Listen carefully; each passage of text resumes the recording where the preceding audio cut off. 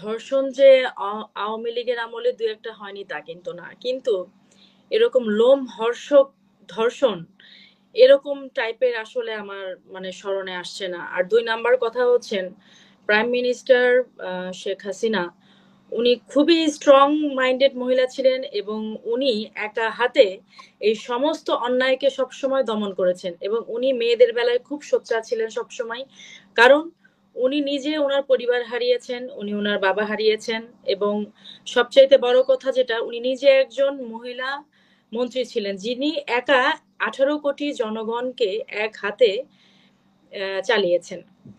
তো আমার কাছে মানে মানে সবচেয়ে গুরুত্বপূর্ণ হচ্ছে এটা যে তখন আসলে যদি পুরোপুরি বলতে যাই মানে এই কথাগুলি বললে অনেক মানে ইদানিং অনেকে আমাকে মানে ট্যাগ লাগাচ্ছে যে আমি আসলে আওয়ামী লীগের, কিন্তু দেখেন কথা তো আসলে আমরা যখন বলবো সেটা হচ্ছে জনগণের কাতার থেকে যেটা হচ্ছে শুদ্ধ কথা সত্য কথা সেটা বলতে হবে। তো সেটা যদি বলতে যাই, আমি হচ্ছে রাতে বিরাতে সবসময় হচ্ছে যেহেতু ঢাকার মেয়ে আমি চলাচল করেছি এখানে সেখানে, যে কোনো প্রয়োজনীয় দ্রব্য আনতে বলেন, তারপরে হচ্ছে আপনার কোথাও যাওয়া বলেন, সারা রাতে একরকম হচ্ছে আমাদের যাওয়া হয়েছে, টিএসসি মোড়ে গিয়েছি এখানে সেখানে, যেহেতু আমাদের প্রাণের ঢাকা এবং ঢাকায় আমার জন্ম। তো সেক্ষেত্রে কখনো আসলে মানে কোনোদিনও মানে এই আহ, মনে হয়নি যে 16টি বছর একটা সরকারের আন্ডারে আমরা কাটিয়ে দিয়েছি এবং ইনসিকিউর ফিল করছি। এবং রাস্তাঘাট যখন যেখানে দেখেছি, সারা রাস্তা সব জায়গায় কিন্তু পুলিশকে দেখেছি যে এরা হচ্ছে আপনার শিফট ওয়াইজ সবসময় ডিউটিতে থাকতো। তো এটা হচ্ছে আমাদের মানে সবচেয়ে বড় মানে সেফটির একটা কারণ আমি যেটা বলবো। আর সবচেয়ে বড় কথা যেটা, ওনার আমলে যে দুই একটা ধর্ষণ হয়েছে, যেমন কক্সবাজারে একটা ধর্ষণের কথা আমি শুনেছি যে হাজবেন্ডের সামনে বেঁধে রেখে ওয়াইফকে ধর্ষণ করা হয়েছে। এই ঘটনা হওয়ার তাৎক্ষণিক সম্ভবত 48 ঘন্টার মধ্যে সেই দুর্ধর্ষ যারা ছিলেন ধর্ষক রেপিস্ট তাদের হচ্ছে শাস্তির আওতায় আনা হয়েছে। এরকম আরো বিভিন্ন ঘটনা যখন ঘটতো। আর একটা জিনিস আসলে আমি যেটা বলবো, একটা মানুষ, সেটা আপনিই হন আমি হই, আমি যখন দীর্ঘমেয়াদী চিন্তা ভাবনা করব এবং দেশের মানুষ যখন আমাকে চাইবে, আমি কিন্তু মানুষের ভালোর জন্য অল্টারনেটিভ চিন্তা করব যে কিভাবে তারা ভালো থাকবে। যেহেতু তার সাথে আমাদের 16 বছর প্রায় কাটানো হয়ে গেছিল, মানে পরিবারের মতো একটা সম্পর্ক, সেটা খারাপ ভালো যাই বলেন, প্রত্যেকটা মানুষের কিন্তু দুইটা সাইড আছে, খারাপ সাইডও আছে ভালো সাইডও আছে। তো এই 16 বছরে যদি এই কয়দিনে যে ধর্ষণ হলো এবং যে রাহাজানি হলো যা হলো একবারে হতো, তাহলে তো মানে এই এই দেশে মানে আপনি যত যাই বলেন মানে উনি স্ট্রং হোক যাই হোক, আমরা আরো আগে তাকে হয়তো গদি থেকে নামাতাম। কিন্তু দেখেন এরকম টাইপের ঘটনা ঘটেনি বলে আমরা কিন্তু তাকে মেনে নিয়েছিলাম এবং আমরা তার সাথে পরিবারের মতোই ছিলাম। কারণ ওনাকে দেখেছি যখন ধর্ষণের ঘটনা ঘটেছে কি পাশবিকন্য কোনো ঘটনা হয়েছে, ইভেন ওনার আমলে ওনার হচ্ছে দলেরই অনেককে আমরা দেখেছি যে সন্ত্রাসের জন্য বা নৈরাজ্যের জন্য উনি নিজে নামিয়ে দিয়েছেন। এটা আমাদের নিজের মানে চোখে দেখা। সালাউদ্দিন ভাই আপনি তো নিশ্চয়ই জানেন, অনেকেই কিন্তু এরকম মানে জনগণের আপনার কি বলে কমপ্লেনের ভিত্তিতে কিন্তু নামিয়ে দেওয়া হয়েছে। এই নিয়েও কিন্তু অনেক কথা তাকে শুনতে হয়েছে যে এতদিনের কর্মী অতদিনের কর্মী, এবং আমরা এটা নিজের চোখে দেখেছি।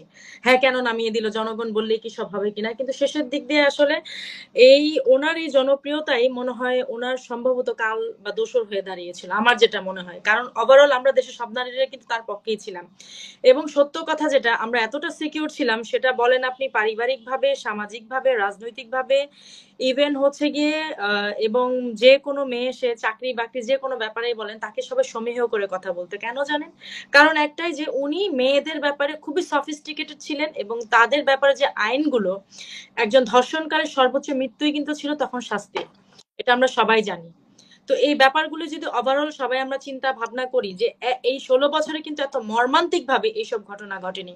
দুই একটা ঘটনা যে ঘটেনি তা না, যা ঘটেছে আমি তো বললাম আপনাদের, এরকম ছিটে ফোটা দুটো একটা ঘটনা ঘটেছে এবং সেই জন্য তিনি যথেষ্ট উদ্যোগ নিয়েছেন এবং সাথে সাথে উনি এইগুলির ব্যবস্থা করেছেন এবং আমরা সবাই সেফটি ফিল করেছি। এবং ওই যে বললাম এই জনপ্রিয়তাই তার হয়তো দোষর হয়ে গিয়েছে। সেটা বলার আগে আপনার চিন্তা করতে হবে, আপনি যে তাকিয়ে তাকিয়ে আমাকে দেখছেন, আপনার চোখের কি জিনা হচ্ছে না? এবং ইসলামের কোথায় আছে যে কাউকে জোর করে পর্দা করাতে হবে, কাউকে জোর করে হচ্ছে পর্দাশীল করতে হবে, জোর করে ইসলাম গ্রহণ করাতে হবে? নবীজি হযরত মুহাম্মদ সাল্লাল্লাহু আলাইহি ওয়াসাল্লাম কি তাই করেছিলেন? আমার আমার হচ্ছে তাদের কাছে প্রশ্ন। যে মাথায় কাপড় দেওয়া থেকে আরম্ভ করে ইচ এন্ড এভরিথিং, নবীজি হযরত মুহাম্মদ সাল্লাল্লাহু আলাইহি ওয়াসাল্লাম কোথাও কি লিখে গেছেন যে জোর করে পর্দা করো? ইসলামে তো জোর করা সম্পূর্ণ নিষেধ। ইভেনচুয়ালি কেউ যদি নামাজ না পড়ে তাকে ৩ বার আপনি নামাজের কথা বলতে পারেন, কিন্তু ৩ বারের চাইতে ৪ বার আপনি তাকে নামাজের কথা বলতে পারবেন না, পর্দার কথা বলতে পারবেন না, ইসলামের কথা বলতে পারবেন না। কারণ আমি যদি আপনি জোরের পরে যদি আমি বলি ধ্যাত কিসের ইসলাম, বা কোনো একটা উ শব্দ বা টু শব্দ করি, সেটার জন্য ইসলাম যে অপমানিত হবে সেটার জন্য কিন্তু আপনি দায়ী থাকবেন। আচ্ছা, আপনাকে আরেকটা জিনিস জানতে চাই। আপনি সম্প্রতি দেখেছেন গত কয়েকদিন আগে আবু তোহা আদনান একটা তার ওয়াজে বলেছে যে মেয়েরা যদি মাহরাম বেঁধে বের না হয়, সেক্ষেত্রে যদি ধর্ষিত হয়, সেক্ষেত্রে মেয়েটাকে উনি স্পষ্টভাবে মেয়েটাকে দোষারোপ করেছে। তা আমার প্রশ্ন হলো, আসিয়া কি কোনো মেয়ে হয়ে উঠেছে নাকি শিশু? তাহলে তার এই কথাটা আসলে একজন ইয়া হিসেবে, হুজুর হিসেবে, যে তার নাম দাম নেম এন্ড ফেম আছে, তার এই বক্তব্যটা আপনি কিভাবে নিচ্ছেন? বক্তব্যটা আসলে আমার কাছে সম্পূর্ণ প্রোডাক্টিভ মনে হয়েছে। প্রোডাক্টিভ কেন মনে হয়েছে? আসলে আমাদের মনে হয় তারা প্রোডাক্ট মনে করে বা একটা মাংসের টুকরা মনে করে। যে আমাদের বডিতে বিভিন্ন জায়গায় হয়তো আল্লাহ রাব্বুল আলামিন সৌন্দর্য বর্ধনের জন্য, মানে কি বলবো, মানে সরি টু সে, মানে এদের কথায় আসলে এভাবে করে বলতে হচ্ছে, কিছু বলার নেই আসলে। মানে সৌন্দর্য বর্ধনের জন্য আল্লাহ রাব্বুল আলামিন আমাদের সৃষ্টি করেছেন। এখন সেটাই হয়তো মাংসের টুকরা হিসেবে আমরা এখন গণ্য হচ্ছি। আমার কথা হচ্ছে আপনার দৃষ্টিভঙ্গি খারাপ। আপনি তাকিয়ে থাকবেন মানে দৃষ্টিলোলুপ ভাবে একটা মেয়েকে যখন দেখবেন বোরকা পরা হলেও হচ্ছে তাকে হচ্ছে চোখ দিয়ে স্ক্যানিং করে ফেলবেন। আর আপনি বলবেন যে আমার পোশাকে ঝামেলা কেন রে ভাই? এই কথা আপনি কেন বলবেন? এই যে আসিয়া ৮ বছরের বাচ্চা, সে কি বুঝতো? সে তো এখনো মেয়ে হয়ে উঠলো না। তাকে কেন ধর্ষণ করা হলো? একজন প্রেগনেন্ট মহিলা, সে হচ্ছে রাস্তায় বেরিয়েছে। এমনিতে তো সে নিজে অসুস্থ, তার ড্রেস আপের কোথায় খারাপ ছিল? তাকে যে আপনারা ৩ দিন ভরে যে এরকম ধর্ষণ করলেন। এরপর এটা গেল মাদ্রাসায় বিভিন্ন শিক্ষার্থীরা যে ধর্ষিত হচ্ছে, কি কারণে হচ্ছে? ওখানে তো আপনাদের কড়া মানে ইয়ের মধ্যে কি বলে বোরখাতে মুড়িয়ে আপনারা মেয়েদের রাখছেন, তো ওখানে কেন হচ্ছে? আসলে কি আপনাদের একবারও মনে হয় না যে আপনাদের মানসিকতা, আপনাদের সমস্ত কিছুর মধ্যে মানে মেয়েদের যৌনাচার, অবাধ যৌনাচারের একটা লোলুপ মন যে আপনারা লালিত করেন, সেটা কি সেটা কি আপনাদের মনে হয় না যে আপনাদের ভেতর থেকে আপনাদের কলুষিত মনটাকে আপনাদের বের করা উচিত?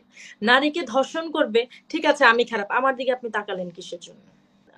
প্রধানমন্ত্রী শেখ হাসিনা উনি সব অঞ্চলে অঞ্চলে বলে দিয়েছিলেন যে ধর্ষিত হলে এর যে আলামত এবং কিভাবে করে কতক্ষণের মধ্যে হচ্ছে থানায় এবং হচ্ছে যারা এটা নিয়ে কাজ করে মানে এটার বিচার পাওয়ার জন্য কিভাবে দ্রুত হচ্ছে গিয়ে আলামতগুলি ওখানে জমা দিবে, এটার উপরে কিন্তু একটা বড় সড় অ্যাওয়ারনেস তৈরি হয়েছিল। এটা আপনাদের মনে আছে কিনা?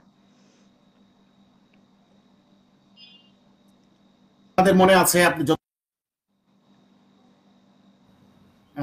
যথার্থই বলেছেন, আপনি মনে আছে যে বোঝা যাচ্ছে?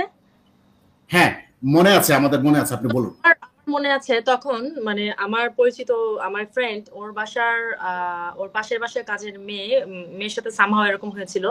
তো ও তখন হচ্ছে গিয়ে সাথে সাথে হচ্ছে রাত্রের বেলায় থানায় নিয়ে এসে এবং মেয়ের কাপড় চোপড় বা ক্লদিং এর যেসব আলামত থাকে সবকিছু কিন্তু জমা দিয়ে উপযুক্ত শাস্তি হয়েছিল। এই একটা জিনিস আমার স্পষ্টই মনে আছে। এবং এটা এতটাই বেশি ছিল মানে এফেক্টিভ ছিল তখন, কিন্তু এই যে এখনকার মতো যেমন টাকা দিয়ে ধামাচাপা দেওয়ার একটা চেষ্টা, এই জিনিসগুলি কিন্তু কমই হতো। মানে আমার আমাকে দেখা যাচ্ছে না, আপনাকে দেখা যাচ্ছে না। আচ্ছা, আমরা কি লিভ নিয়ে আবার আসবো সবাই? না না না না, লিভ নেওয়া লাগবে না, আপনাকে শুনতে পাচ্ছি, আপনি ক্যারি করে যান। হ্যাঁ, সালাউদ্দিন ভাই, আপনার ক্যামেরাটা অন করেন। হ্যাঁ, আমি তো ক্যামেরা তো অন তো দেখা যাচ্ছে না আপনাকে। সালাউদ্দিন ভাই এটা ক্যামেরা অফ করে আবার অন করেন। আপনি আমিনাজ আপা আপনি বলে যান, এটা সালাউদ্দিন আপা ভাইয়ের ওইখানে নেটওয়ার্কের সমস্যা, এই জন্য এরকম হচ্ছে। আপনি বলে যান। তখন আসলে স্পষ্ট আমার মনে আছে এটা নিয়ে অ্যাওয়ারনেস কিন্তু তৈরি হয়েছিল এবং এতে মেয়েরা কিন্তু অনেক সচেতন হয়ে গেছে। আপনি নর্মাল কোনো ইউনিভার্সিটি বা নর্মাল কোনো বাসার বা যার কাছে বলবেন, মোটামুটি সবাই কিন্তু জানে ধর্ষিত হলে সেই অবস্থায় তার কি করণীয়, বা কোনো কেউ যদি তাকে ফ্রড করে বা জোর করে নিয়ে সে যদি সুস্থ অবস্থায় থাকে তার কি করণীয়, এটা কিন্তু এখন অনেকেই জানে।